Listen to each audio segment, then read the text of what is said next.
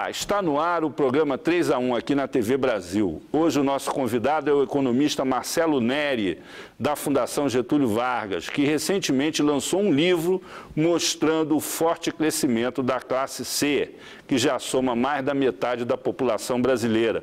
Participam dessa nossa conversa a repórter de economia do Jornal o Globo, Cássia Almeida, e a repórter especial do Valor Econômico, Vera Saavedra Durão.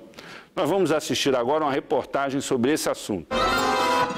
O economista e professor Marcelo Neri, chefe do Centro de Políticas Sociais da Fundação Getúlio Vargas, vem desenvolvendo pesquisas que comprovam a ascensão da classe C nos últimos anos. Seus estudos constataram que há uma nova classe média no Brasil. Os números indicam que de 2003 a 2012, mais de 40 milhões de brasileiros ascenderam economicamente. A pesquisa capturou as várias dimensões das mudanças na sociedade brasileira decorrentes da estabilidade econômica, dos efeitos da globalização e da dinâmica social e demográfica. O levantamento mostrou que os grupos que conquistaram os maiores aumentos de renda foram exatamente os que antes eram mais marginalizados: mulheres, negros, analfabetos e nordestinos. Há uma discussão no Brasil hoje com relação a essas mudanças demográficas e econômicas que o país vive. Uma delas é com relação ao que eles chamam de ganho demográfico, quer dizer, a alteração na relação entre a população economicamente ativa e a população dependente, idosos, crianças. E agora você lança um livro falando da importância que a classe média, chamada classe C, essa que seria a nova classe média, adquiriu na vida do país, não só na vida econômica, como na vida social e também política. Qual a relação entre uma coisa e outra? Não, sem dúvida, o chamado bônus demográfico, que é o fato de que a população em idade de trabalhar está crescendo, cresceu no Brasil e está crescendo ainda por algum tempo. Proporcionalmente a dependente. Proporcionalmente à população total, à população dependente, isso adiciona mais ou menos meio ponto de porcentagem por ano, é o valor do bônus demográfico. Isso vai até 2024. Então, o Brasil está se beneficiando do fato de que tem essa transição demográfica. Muita gente em idade de trabalhar, mas é uma transição demográfica que vai em 2024. Não é só que ela vai terminar, mas a gente vai começar a ter uma população dependente idosa, e aí desafios previdenciários, etc. Uma situação, eu posso estar errado nos números, aí se eu tiver, você me corrige, que você tinha assim, para cada 10 pessoas na população economicamente ativa, 18 dependentes, número de crianças bastante numeroso, tipo 15 crianças e tal, e um número de idosos menor, também dependente. Hoje a gente teria um número menor de crianças e um número de idosos maior, mas com renda. É isso que está acontecendo? Porque em 70, cada mulher no Brasil tinha pouco menos de 6 filhos, e hoje em dia isso caiu para menos de 2. Então, como tem poucas crianças, você tem poucos dependentes, tá? O número de idosos, a taxa de crescimento dos idosos foi 3 vezes mais rápido que o total da população, mas no futuro essa população idosa vai crescer. O Brasil, em 2050, vai ter boa parte da sua população já na terceira idade. Qual a composição dessa nova classe média? Quer dizer, em que ela difere da classe média tradicional? E o que pesa mais? Se são essas pessoas mais velhas, bem-sucedidas, de uma certa maneira, ou se é a entrada de pessoas mais jovens no mercado de trabalho, né? Como é que você classificaria essa classe C, que eu vou dizer, composição dela, e por que nova classe média? Quer dizer, de um lado houve uma queda, junto com a transição demográfica, o número de pessoas no domicílio. Isso caiu bastante no Brasil. Então, vamos dizer, pessoas de classe C são idosos, em maior proporção, engloba todas as classes, pessoas que moram no sul do Brasil, pessoas com carteira de trabalho, ou funcionários públicos, Mas, na verdade, é um retrato do Brasil. Tem jovens, ascendentes, mas é um pouco justamente para contrapor a ideia da classe média tradicional. Se a gente olhar o retrato, ou, na verdade, o filme das mudanças de renda no Brasil nos últimos 10 anos, a gente vai ver quem são os grandes ganhadores. São pessoas associadas à exclusão social. Nordeste, pessoa que mora na periferia, mulheres, negros, pessoas com pouca escolaridade, mas não é que, vamos dizer, a pessoa com pouca escolaridade, a renda aumentou um pouco mais. Ela aumentou, sei lá, 47% em 8 anos. Pessoa com nível superior incompleto caiu 17%. Ou seja, essa nova classe média ela é filha não só do crescimento, com algum tipo de continuidade, não é um crescimento chinês espetacular, mas é um crescimento relativamente continuado, mas com redução de desigualdade. Eu acho que essa é a marca brasileira. Então, essa nova classe média é uma classe média que vem de baixo. São emergentes? São os novos emergentes? São os novos emergentes. São pessoas que estavam na base da distribuição, que obtiveram ganhos de renda. Vamos dizer, a renda da metade mais pobre no Brasil em 10 anos cresceu 580% mais rápido do que os 10% mais ricos. Então, é uma classe média, é o pessoal que vem de baixo. Se você pegar a classe média chinesa ou a indiana, que é a nova classe média lá, é o pessoal que já estava mais em cima. Porque a desigualdade lá está aumentando de um nível bem mais baixo que o Brasil, mas eu acho que a desigualdade é acho que é um elemento fundamental para entender o que aconteceu no Brasil em relação a essa classe C. Marcelo, você falou agora que esse processo de crescimento da classe C, da nova classe média, foi muito inclusivo, né? Você tem os nordestinos, as mulheres, os negros ganhando renda. A gente está vendo no mercado de trabalho, os empresários estão reclamando muito de apagão de mão de obra, o que pode fazer subir muito o salário dos mais qualificados e essa questão da desigualdade. Isso pode brecar esse processo de queda da desigualdade que está favorecendo o crescimento da classe média, etc. Isso pode ter algum freio? A gente pode temer por isso? Pode, com certeza. Depois de um processo tão longo de... Embora, quer dizer, acho que essa ideia de apagão de mão de obra, que é uma ideia forte, disseminada, mas, na verdade, o grande apagão de mão de obra que está tendo é nos pouco qualificados. Quer dizer, é ali que o salário de empregada doméstica, de garçom, do peão de obra, falta o engenheiro, não tem dúvida, mas falta peão de obra. E lá que o salário tem aumentado mais. Então, é diferente do apagão de mão de obra. O apagão vai favorecer esse processo, então? É um apagão de pessoas com pouca educação. Por quê?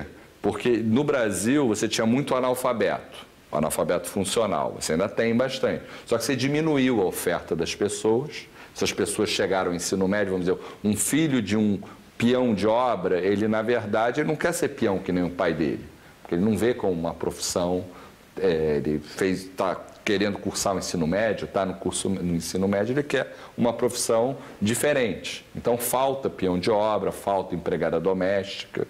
Enquanto, vamos dizer, na China, na Índia, acontece mais ou menos o que aconteceu com o Brasil na época do Milagre, que o salário dos altamente qualificados, como tinha pouca oferta de educação, aumentou muito e a desigualdade aumentou. Então, isso pode acontecer no Brasil, mas até agora, até janeiro de 2012, pegando a PME ou a última PNAD, não tem nenhum sinal. Está acontecendo o inverso, então, né? Esse apagão está favorecendo esse crescimento. Está favorecendo esse crescimento, estamos próximo do pleno emprego, etc. E a base está crescendo muito mais rápido que o topo. Estamos próximos do pleno emprego mesmo? Desculpa. Acho que é difícil da gente definir o que é pleno emprego, as mudanças, etc., mas a gente nunca teve uma taxa de desemprego, pelo menos nas séries da PME, tão baixa, etc.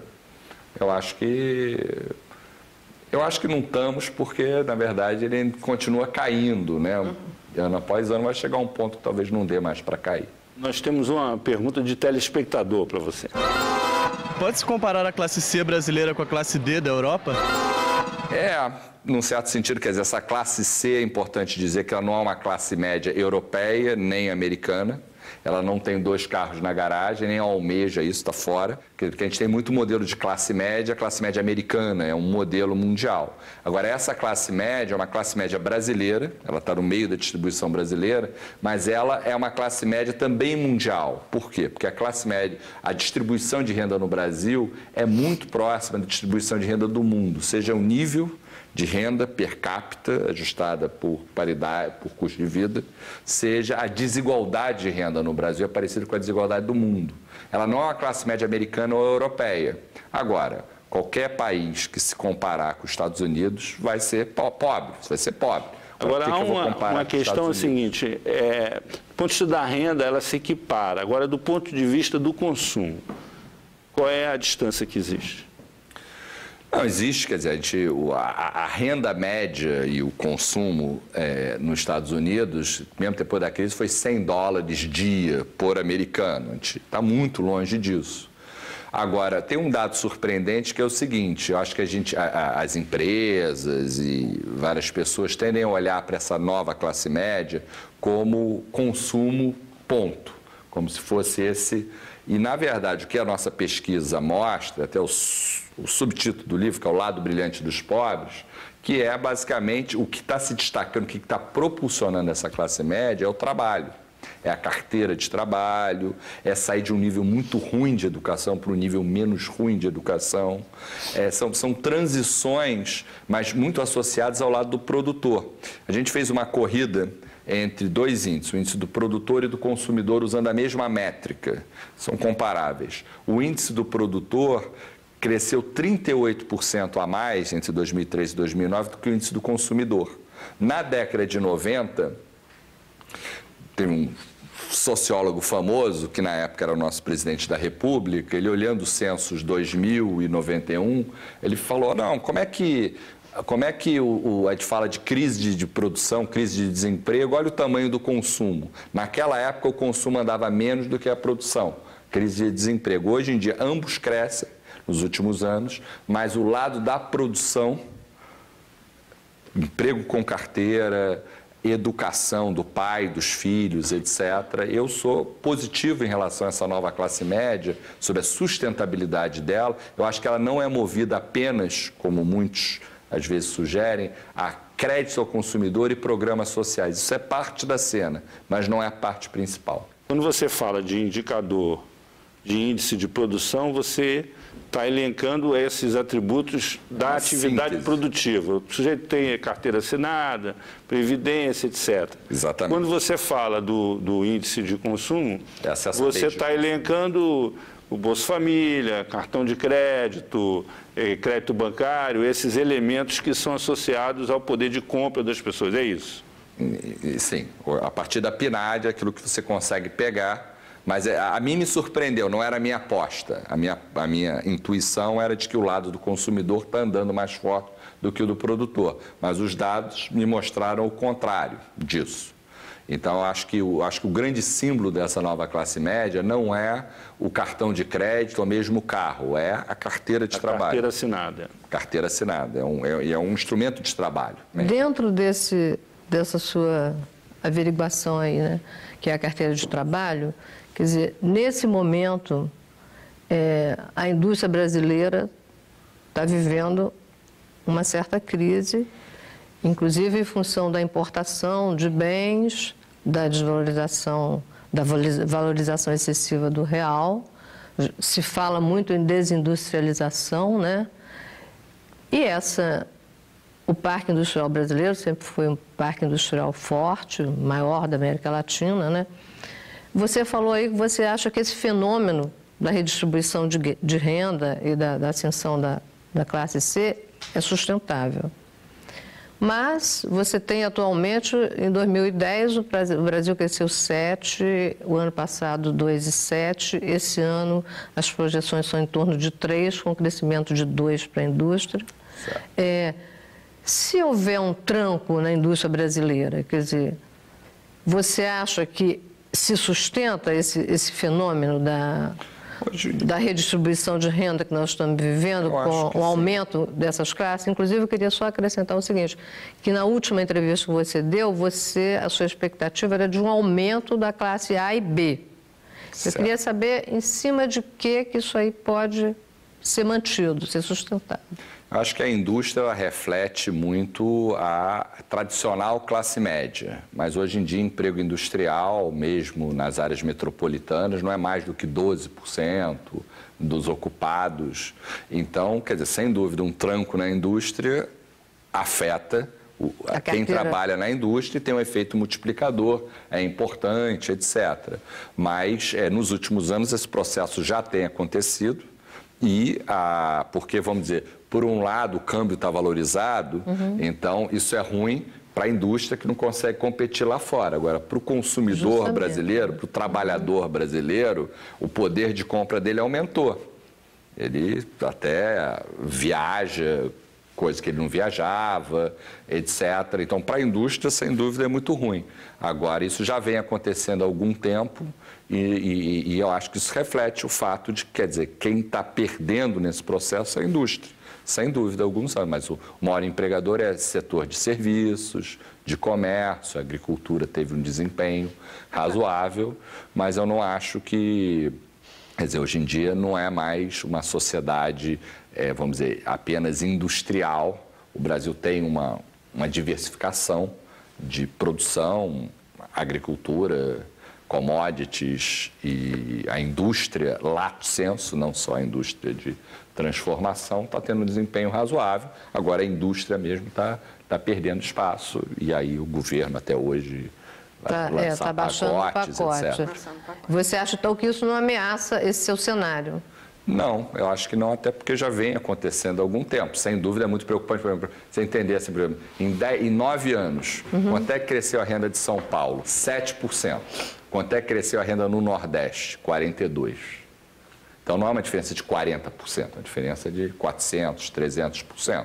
Então está mudando o centro dinâmico da economia brasileira. Não está mudando, porque São Paulo continua e continuará a ser o centro dinâmico. Mas existe mais equidade. Ele está se esparramando pelo país. Está esparramando pelo Brasil. Pegando um pouco carona na pergunta da Vera, quer dizer, da classe A e B, né? Falou que vai crescer até 2014, vai crescer. Já está crescendo. Vai crescer mais do que a classe C. O que vai impulsionar isso? Essa seria uma mobilidade de renda. A gente vai falar social porque é um termo mais amplo. Mas, assim, como é que a classe C vai conseguir ser A e B? Serviços normalmente pagam menos que a indústria, que está patinando nos últimos anos, né? E que tem sido empregadora e que está crescendo. Como é que essa classe C não para ali e ela vai virar a classe A e B? O que vai motivar isso no mercado de trabalho? Quer dizer, o fato da classe C já ter crescido nos últimos anos, de 2003 a 2011, 40 milhões incorporados à classe C, você cria um patamar de pessoas que é crescimento sobre crescimento. Quer dizer, nos últimos anos, na verdade, proporcionalmente, não em termos absolutos, a classe A e B já está crescendo um pouco mais do que a classe C. Mas as nossas projeções dos próximos 3 anos, 2012, 13 e 14, ela vai crescer 29 A e B contra 11 a C. Porque é um processo, quer dizer, que você já botou muita gente na classe C. Por exemplo, no Nordeste, a classe C ainda não, como se diz na gíria, ainda não bombou. A classe D foi aquela que cresceu muito. E está próximo a entrar na classe C. Agora, por exemplo, estava em Curitiba mês passado, etc., olhando as estatísticas, de 2004 a 2009, tem uma população de 1.150.000 pessoas em Curitiba. Mais ou menos uns 160 mil entraram para a classe A, não é classe A e B não, classe A. O que foi o milagre econômico? Foi um período de 6 anos, não é isso? Que o Brasil cresceu 13% ao ano, com aumento de desigualdade, mas a classe média cresceu muito, né?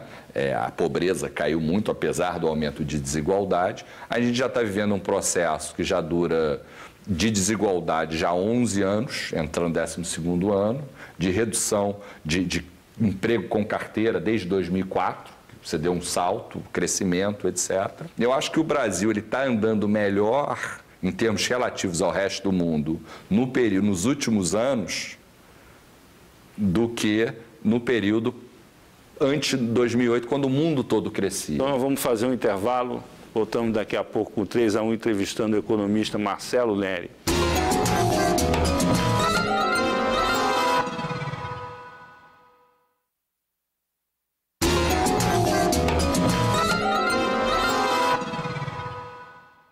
Estamos de volta com 3-1 aqui na TV Brasil. Hoje o nosso entrevistado é o economista Marcelo Neri, da Fundação Getúlio Vargas, que acabou de lançar um livro sobre o forte crescimento da classe C.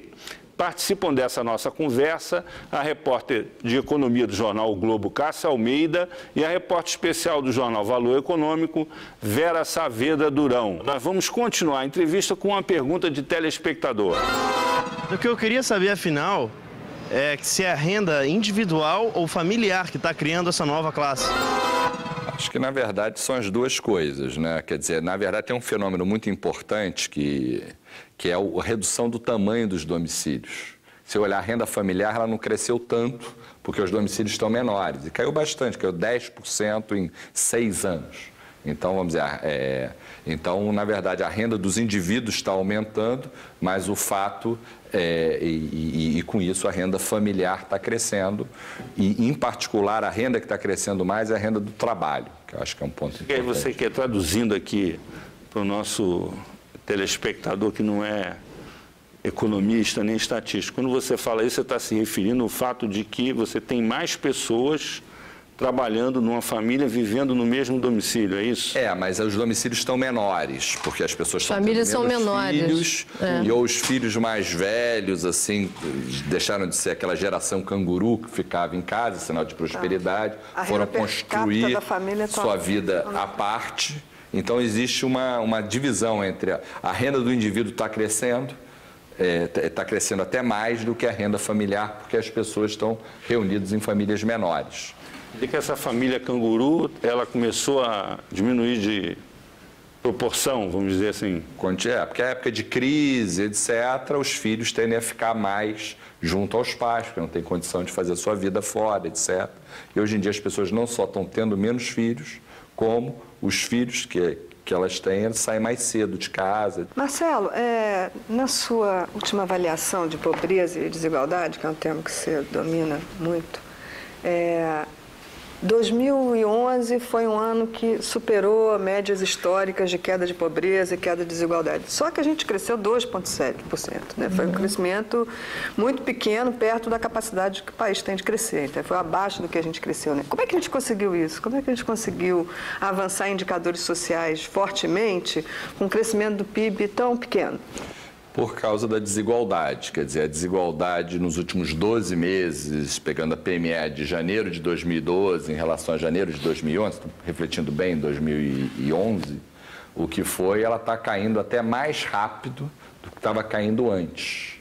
Então, a redução de desigualdade é o fermento brasileiro, é o ingrediente que está fazendo essa classe C aumentar. E a renda cresceu 2,7%, o PIB cresceu 2,7%, pela PME, a renda per capita está crescendo 2,7%. A pesquisa mensal do emprego, desculpa. A renda está crescendo 2,7%, só que a renda total em janeiro. Então, é um crescimento pequeno, mas com redução de desigualdade. A pobreza caiu 7,9% em 2012. Essa queda. Não é uma queda tão espetacular. Em 2010, que foi ano de eleição, a pobreza caiu 16%. Foi assim, a meta do milênio é cair metade em 25 anos. Caiu 16 em um ano. No ano passado, que teve esse pibinho, etc., a pobreza caiu 7,9%, que é 3 vezes mais rápido do que a meta do milênio, que é a pobreza cair a metade em 25 anos. Então, o Brasil realmente está surpreendendo. Qual a distância? Nós ultrapassamos a meta do milênio, estamos chegando perto? Como é que é? Ultrapassamos. O Brasil já tinha cumprido a meta do milênio em metade do tempo. A própria ONU depois reconheceu isso, etc., que é reduzir a metade em 25 anos. Só que nos últimos anos, o mundo todo, fora a Índia e China, esses aí são hors concours, né, desacelerou muito o crescimento e o Brasil está crescendo. No ano passado foi ruim, mas imagina se o Banco Central não tivesse reduzido os juros, né? Foi criticado um pouco por isso. Acho que estava com um reflexo bom. Reduziu, só que a desigualdade é esse ingrediente, e é um ingrediente exótico no mundo de hoje, porque a desigualdade ela tem aumentado dentro dos países. Dentro dos países desenvolvidos, né? Dos países desenvolvidos e Índia e China também. E Rússia e África do Sul, todos os BRICS também. Agora, voltando um pouco àquela questão que foi levantada por um telespectador no bloco anterior, quando ele faz a comparação da nossa classe C com a classe C europeia e tal. Quer dizer, a gente tem dois paradigmas a considerar nessa comparação. Assim, você tem um paradigma americano, que é o do consumismo, que entrou em colapso com a crise americana, está se rediscutindo, né? Se combatendo o consumismo. E nós temos um outro paradigma, que é da excelente qualidade dos serviços públicos em áreas como educação, saúde, na Europa, que também entrou em crise porque o Estado faliu e não está conseguindo manter os seus orçamentos, está tendo que fazer cortes no orçamento. Nós vamos chegar nesse nível porque eles vão andar para trás ou nós temos que andar para frente? Porque todas as alternativas assim. É isso. Quer dizer, vai demorar muito a chegar lá, tá certo? A gente vai chegar no nível de uma Espanha. É verdade que a Espanha está decaindo bastante. Vai demorar a chegar lá. Agora, eu acho o seguinte, a melhor trecho da viagem é agora. Aproveitem a viagem, porque um país, como dizem os franceses, sair do envelope, crescer, não cabia onde cabia alguns anos atrás, está acontecendo com a sociedade brasileira e com redução de desigualdades. Eu acho que 10 anos consecutivos, quando é que, Cássia, você falaria isso há 10 anos atrás? Ninguém falava isso. Iria cair e segue caindo. Então é realmente, só que é um nível de desigualdade muito alto. Então, quer dizer, o Brasil, a qualidade dos serviços públicos, quer dizer, um pouco até tem uma brincadeira que o ministro Delfim fazia, falava, o Brasil é o Engana, mistura a carga tributária da Inglaterra, a qualidade do gasto social de Gana. Eu diria que agora talvez está indo para o Isgana, tem um pouco o aperto fiscal da Espanha com a qualidade. Então o Brasil tem muito que melhorar. A verdade é essa. Só que, porque eu acho que para entender o Brasil, eu acho que é muito importante separar a fotografia do filme, ou com a comparação com fotografias pregressas. O Brasil é um país cheio de problema, de educação, qualidade de educação, serviço público, atuação do Estado, desigualdade, informalidade, por aí vai, como tinha de inflação. Só que o Brasil começou a dar salto nessas coisas, estabilizou a inflação, depois, na década passada, reduziu a desigualdade, virou democracia. Isso tudo está impulsionando o Brasil para frente. Agora, se você olhar a fotografia brasileira, ela ainda é muito ruim comparado com países com a mesma a fotografia social, com a renda per capita equivalente ao Brasil. Só que está havendo uma melhora. Por que a gente admira a China tanto? Economicamente, pelo crescimento, não é pela renda. A renda chinesa é muito menor do que a nossa, mas é um crescimento continuado da renda lá. Acho que no Brasil, a minha visão social do Brasil é a mesma que a chinesa. O nosso nível de indicadores é lá embaixo, só que está melhorando. Educação, qualidade de educação, desde níveis muito baixos. Mas é isso que está por trás desse crescimento dessa nova classe média brasileira. Eu me lembro que o Hélio Jaguaribe, esses 10 anos atrás, que eu cobria essa área muito, de distribuição de renda e tal, e o Gini do Brasil, o Gini é o índice que mede a desigualdade. Quanto mais próximo de zero, melhor a condição das pessoas num país. Quanto mais próximo de 1, pior, maior a concentração de renda, né? E ele dizia o seguinte, que o único jeito do Gini se mexer no Brasil, que naquela época era altíssimo, 0,6, era uma revolução sangrenta. Bom, isso não aconteceu. O que eu queria saber de você é o seguinte, qual o motor que moveu o Gini para baixo? Foi o quê? Uma acumulação de capital a tal nível que o governo pode se dar ao luxo de focar em políticas públicas de distribuição de renda? Me explica esse milagre, que esse para mim é o verdadeiro milagre brasileiro. Eu concordo, eu acho que é a educação o principal motor e os efeitos dela sobre a renda do trabalho. Quer dizer, se você quiser separar os pedaços, qual foi a renda que levou a desigualdade a cair? Foi 2/3 é renda do trabalho. E renda do trabalho está vinculada diretamente à educação. Ao capital também, né? A educação e ao capital, mas eu acho que, quer dizer, a renda do capital está diminuindo como proporção da renda. Se você olhar pelas contas nacionais, ainda é um nível de concentração alto. Tá? Você disse que o Brasil ainda está entre os 12 maiores países desiguais do mundo. Né? Não, em desigualdade de renda pessoal. Certo. Mas quer dizer, o trabalho e a educação são o principal foco. E aí você tem dois outros motores. O programas sociais tipo Bolsa Família e aposentadoria. Ambos contribuem com 1/3 restante.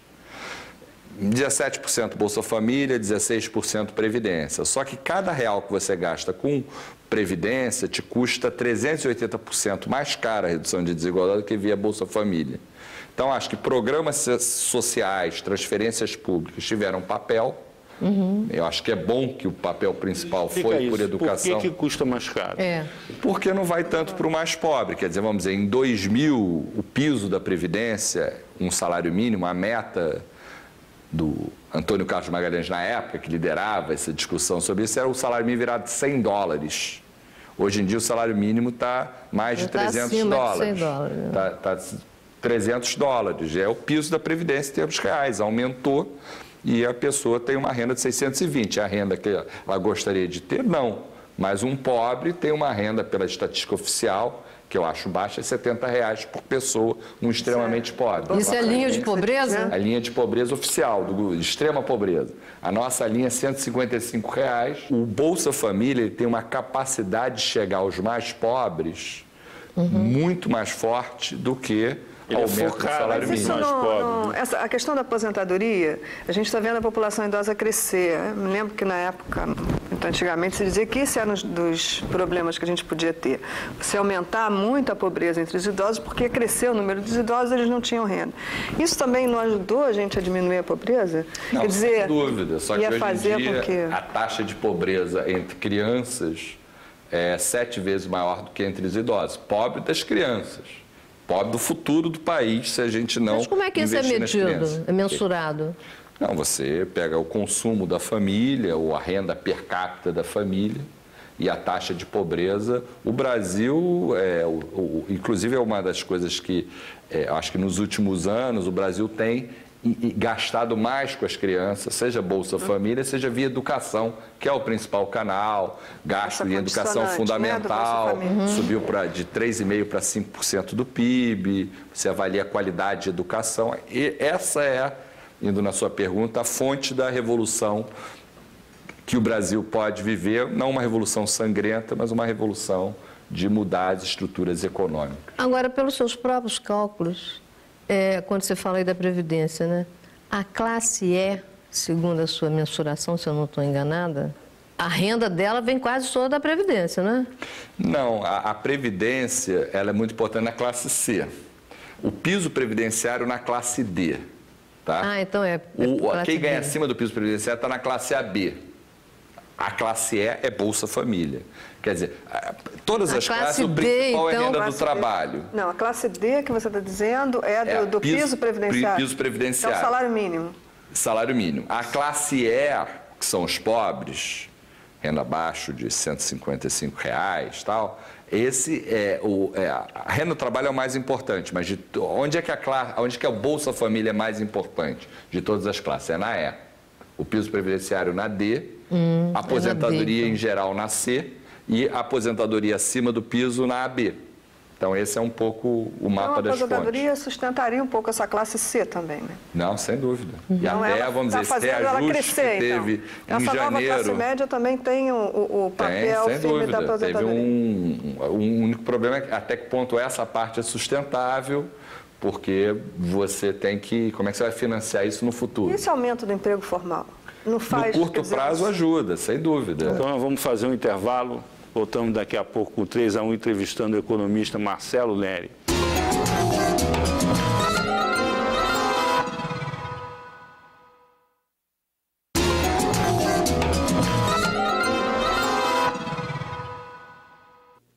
Está de volta entrevistando o economista Marcelo Neri. que mostra em sua pesquisa o crescimento da classe C. Participam dessa nossa conversa a repórter de economia do jornal o Globo, Cássia Almeida, e a repórter especial do jornal Valor Econômico, Vera Saavedra Durão. Nós vamos abrir este terceiro e último bloco com mais uma pergunta de telespectador. Qual é o papel da microempresa nesse panorama? É menor do que eu imaginava. A proporção de pessoas, trabalhadores por conta própria, se considerar ele um pequeno empresário, que ele vive de lucro, embora, e do empregador na ocupação nunca foi tão baixa.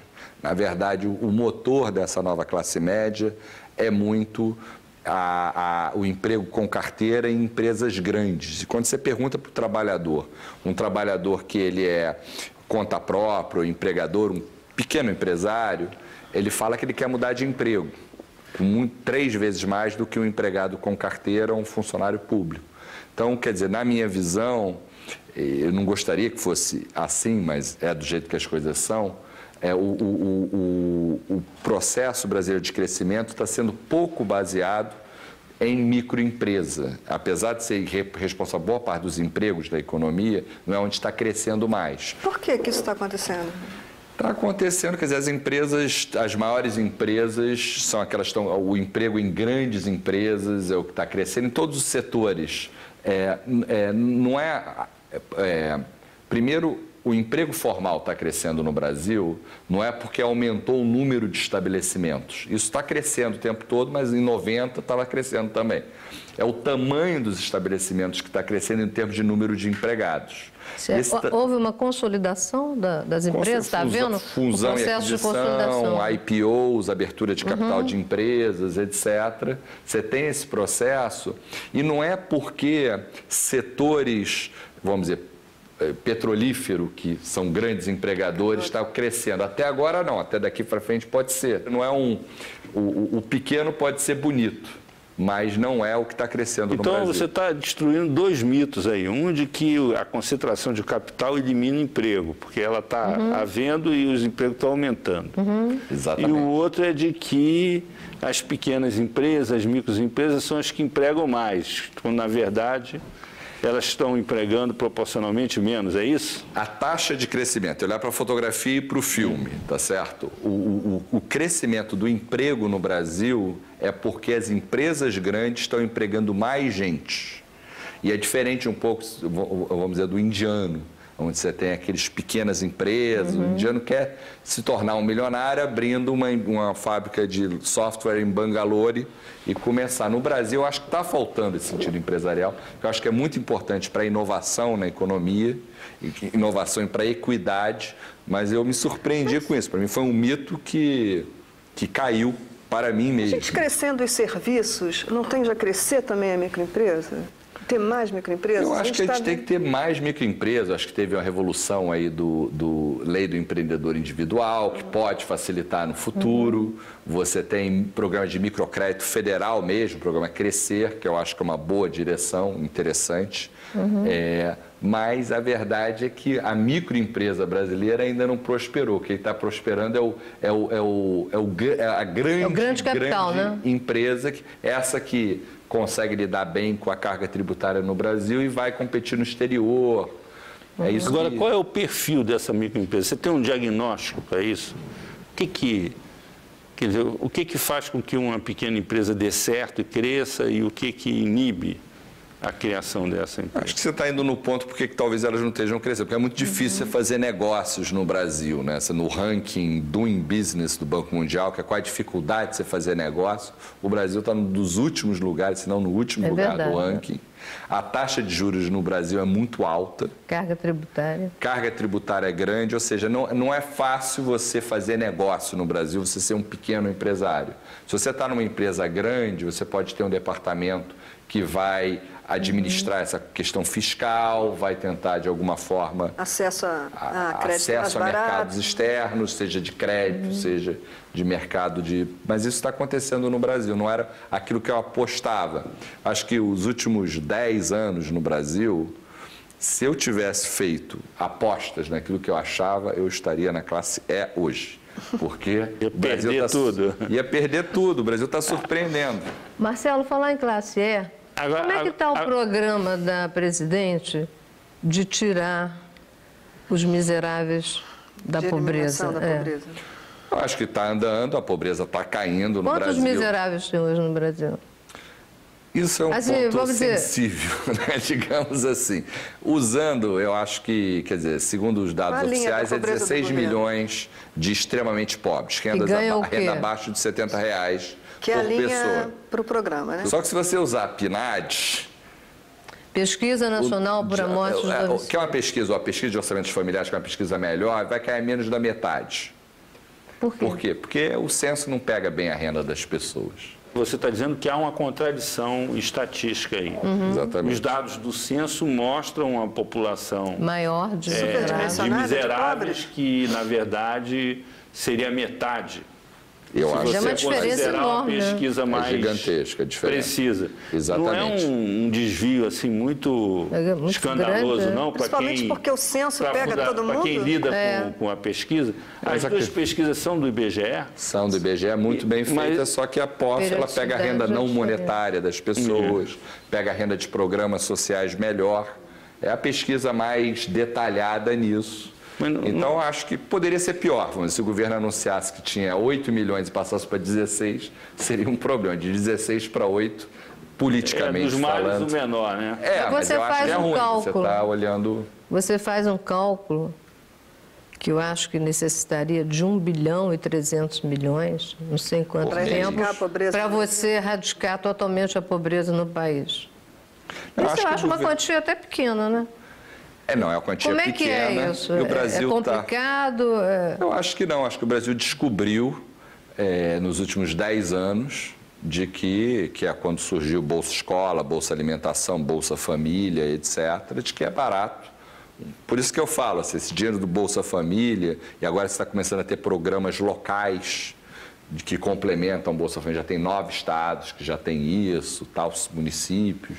É muito o Brasil não é um país pobre, mas é um país que tem muitos pobres e tem uma carga tributária considerável. Se você pegar um pedaço dessa carga tributária e fazer o dinheiro chegar no pobre, fazer o serviço público chegar no pobre... Isso aí é a verdadeira distribuição de renda, né? Agora, a propósito disso, isso é uma polêmica que houve na equipe econômica, logo que o Lula assumiu, e que vem do governo do Fernando Henrique, que é o seguinte: o que é mais eficaz para combater a miséria e a desigualdade? É você concentrar o gasto social nos mais pobres, nos mais necessitados, ou melhorar a qualidade das políticas universalistas, de saúde, educação, etc. Salário mínimo, né? Então, esse debate acabou prevalecendo a focalização. E pelo que você está falando aí, funcionou. Na medida que aumentou a escala, quer dizer, deixou de ser uma amostra grátis, passou a ser uma coisa na escala, são 13 milhões de famílias, então vamos dar a bolsa para 13 milhões de famílias, que foi o que foi feito. Agora, essa mudança que você relata, de você tirar essas pessoas da classe E para a classe D, da classe D para a classe C, elas repõem na ordem do dia a necessidade de você melhorar a qualidade dos serviços públicos e das políticas universalistas. Como administrar essa equação? Dá para fazer isso simultaneamente ou tem que ser uma coisa depois a outra? Eu acho que o Brasil, na verdade, ele fez simultaneamente. A minha visão não é que o Brasil fez o Bolsa Família em alta escala. Isso é uma coisa que não existia nessa escala, existia Bolsa Escola, tudo, mas cresceu a escala, acho que foi um senso de oportunidade que o país teve. Agora, o Brasil aumentou o salário mínimo, aumentou a carga tributária e o tamanho do Estado brasileiro cresceu. Então, não acho que a gente tenha feito, a gente nem fez uma opção preferencial pelos pobres, a gente fez uma opção pelos pobres e por todos, só que eu acho que esse é um modelo que em algum momento você vai bater num teto. Quando ele bater no teto, qual é a alternativa? Eu acho que o problema é você não deixar o teto chegar muito cedo, porque uma vez que bateu no teto, você não faz mais nada, que é o que a Europa está sofrendo. Eu acho que o Brasil fez uma opção. Quando você fala bater no teto, é essa questão fiscal. Questão fiscal. Eu acho que você tem que ter, o Brasil está tendo um bom gerenciamento fiscal, lei de responsabilidade fiscal, metas de inflação. O endividamento brasileiro vem caindo. A dívida pública está caindo, etc., tudo, mas com uma carga tributária crescente que dificulta a competição do país. O crescimento do país, ele pesa. O Brasil fez uma opção. Agora, eu vou te fazer uma pergunta. Você é um dos maiores especialistas nesse assunto no Brasil. Já era antes desse livro. E você disse o seguinte, olha, se eu tivesse feito apostas, eu ia parar na classe E, porque eu ia perder todas.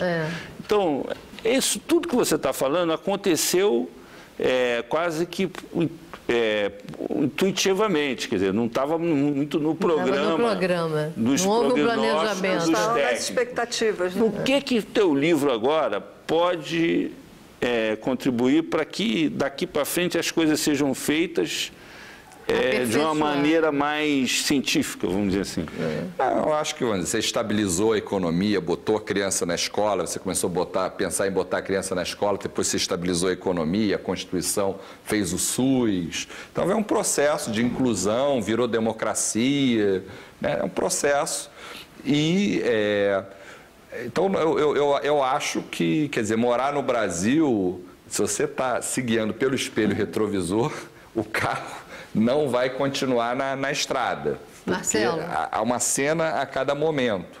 Então, não vejo assim de uma maneira crítica, assim, nem faria uma meia-culpa que, poxa, eu não previ isso há 10 anos atrás. Mas o que eu acho é que o Brasil está muito diferente. A desigualdade na Índia, na China, na África do Sul, na Rússia, nos países desenvolvidos, ela não está crescendo, ela está explodindo. E dentro do Brasil ela está caindo, como outros países da América Latina, ela está caindo de níveis muito altos. Então, o Brasil, as cartas estão sendo reembaralhadas. Aquele sujeito que você acha, esse cara é pobre, ele continua mais pobre do que o outro, mas a distância diminuiu. Por exemplo, a renda de uma pessoa que se autodenomina preto cresceu 43%. Dos negros? Negros. Pardos, 48%, brancos, 21%, em 8 anos. Então, tem um processo que a desigualdade ainda é muito grande, mas diminuiu. Então, na verdade, o Brasil, e como a gente estava vendo agora o tamanho de emprego, o Brasil é um país que ele não está seguindo nem a nossa própria cartilha pregressa, nem o que está acontecendo nos países do mundo. O que eu recomendo é muita atenção à cena que está se passando, porque ela está surpreendendo. Mas, olha, ele fala uma coisa que você, inclusive, faz uma menção. É a questão das políticas públicas, porque você disse que uma coisa é reduzir a desigualdade, as pessoas estão consumindo e tal, mas é diferente de bem-estar, né? De qualidade de vida. Então, você tem problemas sérios no Brasil, que é a questão da saúde, que passa pelo saneamento básico, e mesmo a questão da educação. Na sua pesquisa, você mostra que ainda tem 14 milhões de analfabetos no país. Quer dizer, tem déficits históricos gigantescos. O que o governo, em termos de política pública, poderia fazer daqui para frente, aproveitando essa coisa empírica que aconteceu, né, mas para aperfeiçoar isso e fazer disso uma coisa planejada e que evite que isso tenha eu acho que está fazendo. Um retrocesso, eu acho que, vamos dizer, o governo da presidente Dilma é um governo mais gerencial, o próprio estilo dela. Então, programa Crescer, Pronatec, de ensino técnico, Crescer Microcrédito, Brasil Sem Miséria. Como o Lula foi um presidente intuitivo. Foi aquele que falou, Bolsa Família é barato, bota a ficha nisso, vamos para frente. Como o Fernando Henrique foi aquele sujeito, vamos ter que estabilizar, criou, eu acho que a sequência... Cada um foi cumprindo uma tarefa. Cumprindo uma tarefa, acho que uma certa continuidade econômica e mesmo social, com upgrades. É um aprendizado. O governo agora está conseguindo verificar isso e seguir no mesmo caminho. Seguir. Agora, o que eu acho é que podia ter feito mais. Isso eu agora, não uma questão aí polêmica que tem a ver. Uma parte do consumo dessas famílias tem a ver com a renda, está, vamos dizer assim, associada ao crédito. Certo. E a gente tem uma taxa de endividamento e até de inadimplência que começa a dar sinais de preocupação. Ou seja, quer dizer, você está com um carro à frente dos bois. Uma parte da população ela está consumindo antes de ter a renda para pagar o seu consumo. Como é que isso pode repercutir daqui para frente? Posso complementar a sua pergunta? Assim, eu acho que o crédito, quer dizer, a questão do crédito cresceu muito. Ele também ajudou um pouco nesse processo de inclusão, né? Porque a gente tinha uma parcela de crédito insignificante e teve um crescimento. 24% do PIB, dobrou de 2004 até agora. Então, foi um aumento grande. Só que, vamos dizer, por trás disso... Quando esse crédito vai deixar de ser benéfico para incluir as pessoas e vai começar a trazer... Mas ainda é o nível baixo, como você falou. O que é perigoso no Brasil é a taxa de juros. Quer dizer, um pequeno nível de endividamento gera um comprometimento de renda muito grande, porque a taxa de juros é muito alta no país. Você tocou na questão que é crucial, quer dizer, a sustentabilidade desse modelo que foi tecido pela vida, que você retratou aí, de certa maneira, depende muito desse nó da taxa de juros ser desatado para que as pessoas possam continuar recorrendo ao crédito e consumindo com segurança, sem se desestruturarem. Eu acho que essa é uma variável, sem dúvida, importante. Não sou daqueles que ficam criticando o Banco Central, porque eu acho que o processo é mais complicado, mas você tem que criar condições para que cresça o bom crédito ao produtor, de prazo mais longo, que gere acumulação de capital na base, as pessoas montem seus negócios, os pequenos empresários prosperem, etc. Então, acho que taxa de juros mais baixa, mas como consequência de que um ambiente institucional melhor. Eu acho que esse é um dos desafios, não acho que seja o único nem o principal. Então, nós vamos encerrar por aqui. Agradecemos a participação do economista Marcelo Neri, da Fundação Getúlio Vargas, e das jornalistas Cássia Almeida, do jornal O Globo, e Vera Saavedra Durão, do jornal Valor Econômico. Até a próxima quarta-feira aqui na TV Brasil, com o 3 a 1.